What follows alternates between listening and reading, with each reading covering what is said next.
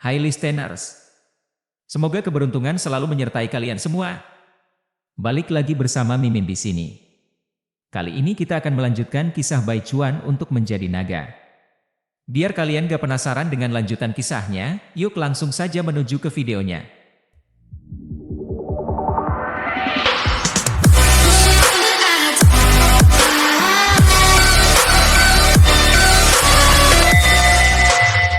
Bab 97, Planet Naga, Kultivasi, Bagian 2. Untungnya, Bai Chuan telah mendeteksi masalah ini dengan cepat. Dalam kumpulan struktur kemampuannya yang luas, ia menemukan model kemampuan kucing yang mungkin dapat mengatasi masalah ini. Dengan tekun dan tekad, ia berhasil mengembangkan respon saraf tingkat tinggi LV2 pada panel kemampuannya dengan efektif mengatasi masalah tersebut. Namun, Bai Chuan tetap menyadari bahwa masalah respon saraf yang lambat mungkin muncul kembali di masa depan. Ini bisa memaksa dia untuk secara sadar membatasi pertumbuhannya, karena kemampuan yang baru saja dia kembangkan melampaui semua model lain dalam basis data struktur, dengan kemampuan respon tertinggi. Meskipun dia telah mengatasi masalah respon lambat dan meningkatkan kecepatan reaksinya secara signifikan, itu hanya solusi sementara, tidak mengatasi penyebabnya yang sebenarnya. Batasan dari kecepatan reaksi yang ditingkatkan ini masih ada. Tidak diragukan lagi, meningkatkan ukurannya memiliki keuntungan. Di dunia biasa yang tidak memiliki kemampuan khusus, masa murni sama dengan kekuatan dan kekuasaan. Namun, Bai Chuan mengerti bahwa semua harus tetap dalam kendalinya dan tidak menjadi beban. Pada tahun yang sama, dia memanfaatkan kemampuan generasi daya dari berbagai makhluk listrik di lautan, termasuk belut listrik, pari listrik, dan lele listrik.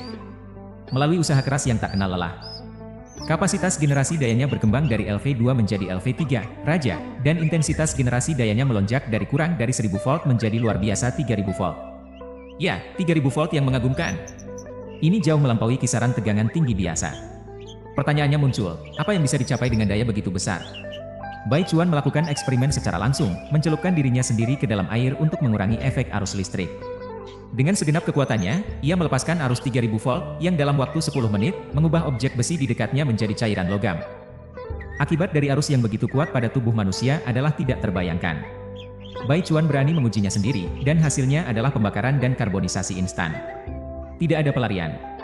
Kecuali jika target memiliki sifat-sifat manusia, seperti keabadian, kemampuan meregenerasi daging dan darah, atau resistensi yang luar biasa terhadap listrik, mereka tidak akan selamat dari serangan listrik Bai Chuan. Namun, menurut informasi yang telah diperoleh Bai Chuan, tidak ada yang memiliki kemampuan seperti itu di dunia ini. Tentu saja, dia tidak bisa yakin jika ada individu yang luar biasa kuat seperti itu ada dalam dinasti Great Yao. Tetapi sampai dia melakukan uji lebih lanjut, dia tidak bisa membuat klaim apapun. Alasan untuk kekuatan listrik ini terletak pada inspirasi Bai Chuan dari kemampuan generasi daya pari listrik. Dia telah mendistribusikan lokasi otot generasi daya, tidak lagi hanya berkonsentrasi di ekor, yang sebelumnya memengaruhi struktur ototnya.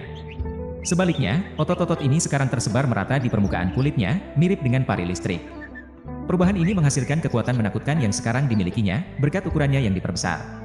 Jika bukan karena kekhawatiran tentang memengaruhi kekuatannya sendiri, Bai Chuan bisa saja meningkatkan intensitas arus bahkan lebih tinggi, mencapai 5000 volt. Namun, saat ini, tampaknya sedikit perbedaan antara 3000 dan 5000 volt.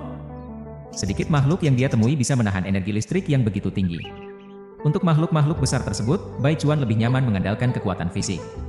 Entah mengapa, mungkin karena efek samping dari peningkatan kekuatannya akibat pembesaran tubuh, Bai Chuan telah mengembangkan kecenderungan untuk menguasai makhluk-makhluk tersebut melalui kekerasan semata. Dia tidak bisa menahan diri untuk menikmati pemandangan menekan hewan dengan satu cakarannya, membuatnya tak berdaya dan gemetar di bawah beratnya. Setiap kali dia mengingat momen-momen seperti itu, dia meyakinkan dirinya sendiri, bergumam, "Saya bukan seorang bejat. Saya benar-benar bukan seorang bejat." Tentu saja, dia merujuk pada kepuasannya akan kekerasan, bukan pikiran-pikiran jahat apapun. Bai Chuan ingin menjaga martabatnya. Namun, kemampuan listriknya yang kuat datang dengan biaya, terutama saat digunakan di darat. Untungnya, dengan distribusi kemampuan generasi dayanya di seluruh permukaan kulitnya dan perlindungan arus tingkat LV2 yang ditingkatkan, dia telah memudahkan dirinya untuk melindungi diri dari efek merusak arus listrik. Selama dia mengisolasi mereka dari organ-organ internalnya, risikonya minimal. Dalam ranah kekuatannya yang luar biasa, Bai Chuan terpesona oleh kerusakan yang dapat ia tanggung di permukaannya. Dengan kemampuan gabungan perbaikan DNA kelelawar dan regenerasi mirip timun laut, kerusakan itu sekarang terasa cukup minor baginya. Akhirnya, Bai Chuan bisa menggunakan kemampuannya yang luar biasa tanpa menyebabkan kerusakan parah pada dirinya sendiri. Meskipun ia memahami bahwa melepaskan kekuatannya dengan sembrono, mencoba mencapai tingkat 3000 volt di udara, masih merupakan tujuan yang tidak dapat dicapai. Kebenaran adalah, memperbaiki kerusakan dirinya sendiri memerlukan waktu, dan itulah salah satu alasan mengapa ia menahan diri dari meningkatkan intensitas arus tanpa pandang bulu. Toh, meregenerasi daging dan darah bukanlah sesuatu yang bisa ia capai setiap menit. Namun demikian, selama ia menjaga arus di bawah 1000 volt, ia bisa menggunakan kekuatannya dengan mudah. Bersamaan dengan perubahan pribadinya ini, eksplorasinya terhadap dunia mulai berkembang. Setelah pencarian yang luas, akhirnya ia menemukan jejak kekuatan luar biasa di benua ini. Namun, tidak tepat untuk menyebutnya seperti itu karena ia hanya mendeteksi kekuatan ini dalam satu tubuh manusia, tanpa tanda-tanda pada yang lain. Lebih baik digambarkan sebagai mutasi. Benua asing yang baru ia temukan ini tidak lagi menjadi wilayah belantara yang murni. Sebuah kekaisaran raksasa muncul, mengklaim dominasi atas seluruh wilayah. Namun, kekaisaran ini tidak memiliki ketakutan yang pernah ia rasakan saat pertama kali bertemu dengan dinasti Tao besar. Ia tidak memiliki kemampuan luar biasa, hanya senjata dingin konvensional. Pada saat ini, Bai Chuan menyadari sejauh mana kekuatannya yang baru ditemukan. Ia telah mencapai titik di mana ia tidak takut akan keberadaan sebuah kekaisaran. Melayang di atas ibu kota kekaisaran, ia mengekspos dirinya kepada penduduk di bawahnya. Tubuhnya yang seperti ular, sebesar sebuah rumah kecil, melilit istana Gemerlap yang menjadi tempat tinggal raja kekaisaran itu.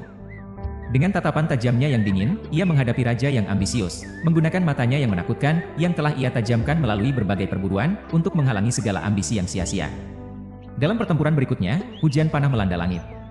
Namun, bagi seekor ular dengan rentang sayap 36 meter dan kemampuan untuk melayang di atas awan, hanya dengan menggerakkan sayapnya ia bisa mengubah arah hujan panah yang datang. Di dunia yang tidak memiliki kekuatan supernatural, makhluk seperti ini adalah hal yang langka. Sayapnya memiliki tujuan, memungkinkannya untuk mengendalikan tubuh besar melalui udara, memanfaatkan angin naik alami untuk melayang. Namun, Bai Chuan menyadari bahwa dalam radius 100 meter, ia tidak bisa mengalihkan arah terbang panah. Namun, dalam jarak ini, sayapnya yang kuat mirip kelelawar, yang tertutupi dengan sisik logam mirip bulu, memberikan perlindungan yang kuat terhadap sebagian besar panah. Bahkan yang mengenainya masih dipantulkan oleh sisik LV3 yang tangguh. Dengan pertahanannya yang utuh, ia masih bisa terbang dan melarikan diri. Dalam pertempuran besar itu, Bai Chuan membentangkan sayapnya, menciptakan aliran udara yang terlihat dan bercampur dengan panah yang datang dari segala arah. Kemudian, ia mengambil napas dalam-dalam dan menghembuskan api yang menyala dan tercampur dengan gas beracun, mengakhiri perang dengan cepat. Api yang beracun itu mengkorosi dan membakar banyak prajurit, bahkan menyebabkan mereka yang berjarak meronta-ronta kesakitan, menutupi mata dan selaput lendir yang sensitif. Api yang dibentuk dari larutan benzoquinone yang sangat korosif. Ini saja sudah membuat Bai Chuan menjadi tidak terkalahkan di dunia biasa ini. Meskipun kekuatannya mungkin hanya berada pada level LV2, itu jauh melebihi inang aslinya.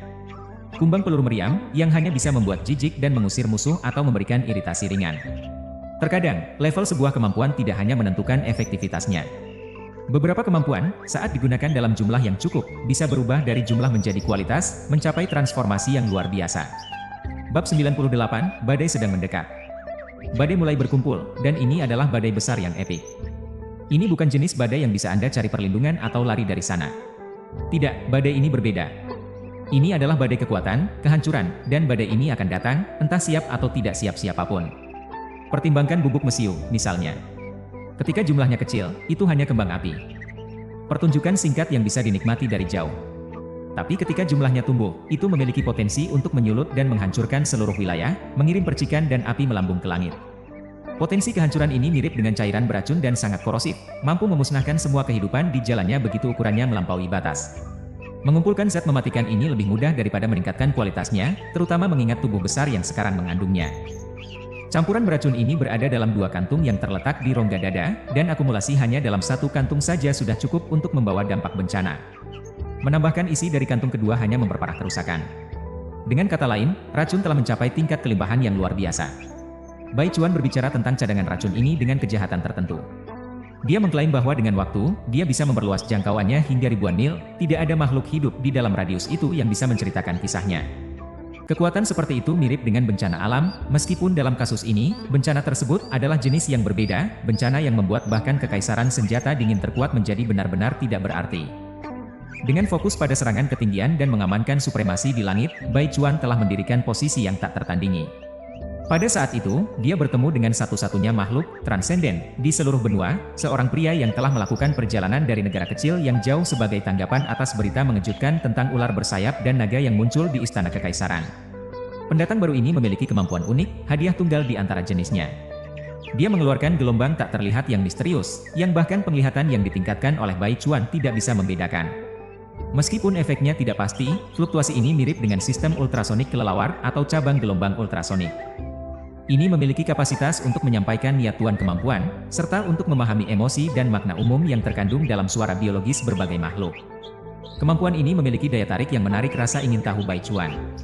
Setelah mengamankan pria itu dan memeriksa template kemampuannya, dia mengidentifikasi sifatnya. Ini adalah kekuatan 2 lipat, transmisi paksa LV1, dan penerimaan paksa LV1. Kemampuan ini diyakini sebagai hasil dari selamat dan mutasi pria itu setelah tersambar petir, tetapi rincian yang tepat tentang asal-usulnya tetap tidak diketahui. Yang luar biasa adalah kesediaan pria itu untuk memberikan informasi ini. Di dunia yang penuh dengan orang-orang yang dengan lihai menyembunyikan niat mereka dan memanipulasi orang lain untuk mendapatkan simpati, pria itu memilih untuk transparan. Dia mungkin telah menggunakan kemampuannya untuk memengaruhi orang-orang di sekitarnya, terutama mereka yang berada dalam posisi berkuasa, yang selalu menarik individu seperti itu. Dengan besarnya kemampuan Bai Chuan dan penangkapannya terhadap pria itu, ditambah dengan bakat unik pria itu, jelas mengapa dia menjadi target. Ada pepatah yang benar, di dunia ini, orang jahat mungkin tidak selalu binasa, dan orang baik mungkin tidak selalu berkembang, tetapi satu kategori sudah pasti akan berakhir, bodoh. Pria raksasa itu merasa bahwa mengambil risiko untuk berbagi kisahnya adalah harga yang kecil untuk dibayar. Bagaimanapun, keadaan seputar kemampuannya adalah hal yang tidak mungkin, membuat replikasi sangat tidak mungkin. Oleh karena itu, Bai Chuan belajar tentang asal-usul dan efek dari dua kemampuan pria itu. Transmisi paksa, memungkinkan tuan kemampuan untuk secara paksa mengirimkan informasi ke otak makhluk yang ditentukan. Memastikan pemahaman yang jelas terhadap pesan yang disampaikan. Penerimaan paksa, memungkinkan pemahaman terhadap suara yang dihasilkan oleh berbagai makhluk, mendekripsi emosi dan makna yang terkandung di dalamnya. Kedua kemampuan ini difasilitasi oleh efek gelombang tak terlihat, dengan fungsi tambahan yang, ketika diarahkan pada makhluk yang tidak curiga, memicu tingkat penipuan. Penipuan ini membuat mereka secara bawah sadar percaya pada informasi yang disampaikan oleh tuan kemampuan. Ketika digunakan dengan mahir, kemampuan ini dapat mengubah pemiliknya menjadi druid mistik yang mampu menipu dunia, atau pemimpin karismatik yang dapat mengumpulkan pengikut, mempengaruhi mereka untuk membentuk sekte yang kuat. Saat Bai Chuan merenungkan kemampuan-kemampuan baru ini, dia tidak bisa tidak bertanya-tanya tentang potensi yang mereka miliki dalam membentuk dunia sesuai keinginannya. Di tengah-tengah semua ini, dia akhirnya menyadari kejahatan sejati yang bersemayam dalam pria berambut pirang yang terperangkap oleh genggamannya. Terang pada dirinya bahwa meskipun pria itu sadar akan kekuatan dahsyatnya, dia telah menjelajah sejauh ini hanya untuk membingungkan Bai Chuan. Membiarkan dirinya menjadi topeng kekuatan pria itu. Dengan niat yang begitu jahat, naluri Bai Chuan adalah untuk melenyapkan pria itu tanpa ampun. Namun, saat dia merenungkan ini, dia menyesal akan peluang yang hilang akan kemampuan langka seperti itu. Selain itu, tidak ada bahaya baginya. Ketika dia menangkap pria berambut pirang itu, Bai Chuan melihat medan magnet yang mengelilingi tubuhnya dan pelepasan gelombang ultrasonik yang konstan. Tampaknya fenomena-fenomena ini secara tidak sengaja melawan fluktuasi kemampuan pria berambut pirang itu. Oleh karena itu, Bai Chuan berpikir dua kali dan melepaskan cengkeramannya. Di dunia biasa yang tidak memiliki apapun yang luar biasa kecuali Dayo, adalah harta karun langka untuk menemui beberapa pengecualian. Bai Chuan penasaran untuk menyaksikan trik-trik yang bisa dilakukan oleh pria ini. Terlepas dari segalanya, dampaknya minimal, dan jika kemampuan ini bermutasi lebih lanjut, itu akan sangat luar biasa. Jadi, Bai Chuan menjatuhkan pria itu tanpa ragu, memberikannya kemampuan baru, reproduksi LV2. Anak kecil, mulai dari hari ini, kamu akan menjadi babi betina, membesarkan banyak keturunan untukku, dia menyatakan sebelum melanjutkan perjalanannya. Dengan sayap besar yang terbentang, dia melompat dan pergi, meninggalkan pria berambut pirang bermata biru sendirian di gua sementaranya, yang sudah mulai mengalami transformasi evolusi. Bai Chuan telah kehilangan keyakinan bahwa penabur yang subur yang tidak terkendali ini bisa menghasilkan keturunan yang mewarisi kemampuannya, apalagi menampilkan kekuatan mutan. Selama ekspedisi ini, selain mengumpulkan berbagai model kemampuan biologis yang terlihat di benua itu, Bai Chuan juga bertemu dengan manusia yang mengalami mutasi aneh tahun itu. Namun, dia tidak memperhatikan banyak peristiwa legendaris yang terjadi selama perjalanannya. Dia tetap teguh dalam perjuangannya, hanya fokus untuk berubah menjadi naga. Pengalaman ini mengulanginya kebenaran mendasar baginya, di luar benua Dayo, benua lain di planet ini tidak memiliki kekuatan luar biasa dan makhluk-makhluk ajaib. Dayo adalah unik. Kesimpulan ini ditegaskan bukan hanya oleh pengalaman dan pengetahuan bertahun-tahun Bai Chuan, tetapi juga oleh analisisnya terhadap model manusia dari berbagai benua. Di antara mereka, kemampuan ras yang berbeda hampir identik, kecuali untuk kemampuan, kekuatan LV1, yang unik dimiliki oleh manusia di wilayah Great Yo, kekuatan yang tidak dimiliki oleh manusia dari benua lain. Mengingat adegan yang dia saksikan saat dia membunuh Sang Bolt, di mana partikel cahaya merah keluar dari tubuhnya dan mengisi langit. Bai Chuan menduga bahwa kemampuan ini mungkin terkait dengan kekuatan luar biasa mereka. Mempertimbangkan semua ini, Bai Chuan menyadari bahwa dia telah mencapai titik jenuh. Saat ini, selain beberapa kemampuan yang tetap sulit dijangkau di lautan dalam, dia sebagian besar telah mengakuisisi semua kemampuan kuat yang diinginkannya, bahkan yang berasal dari makhluk-makhluk kecil yang tampaknya perkasa, seperti semut. Namun, dia menemukan bahwa kekuatan makhluk-makhluk ini sebagian besar disebabkan oleh ukuran kecil mereka dan struktur yang unik.